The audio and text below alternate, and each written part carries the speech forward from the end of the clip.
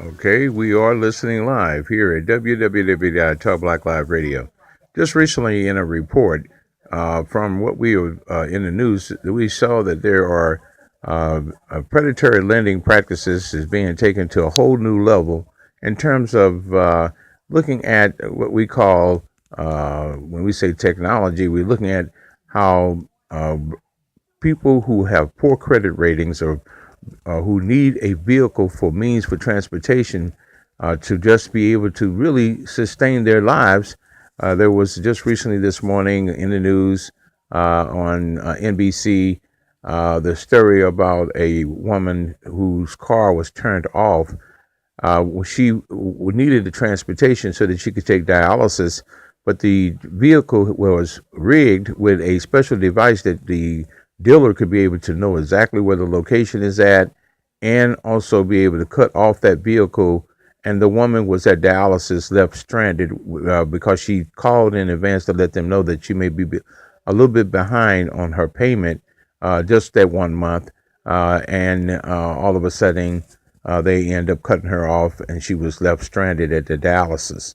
So, show you how, but yet, what is so interesting and what is going underreported, and more reports need to be made, is this story about how we pay high interest rates.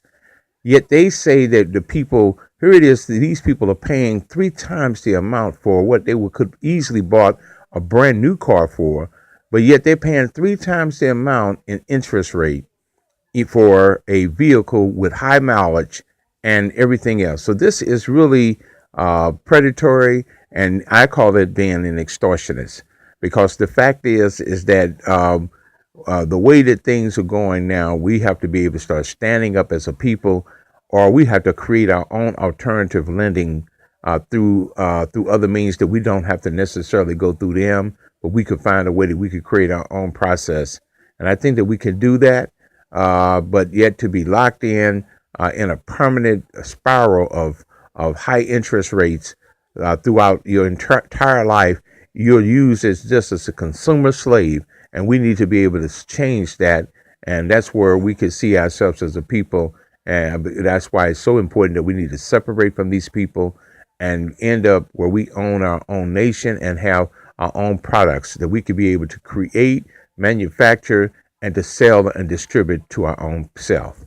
That's why I say that once we see social conditions change, we must learn to create new forms of economic positioning or new forms of economic leveraging.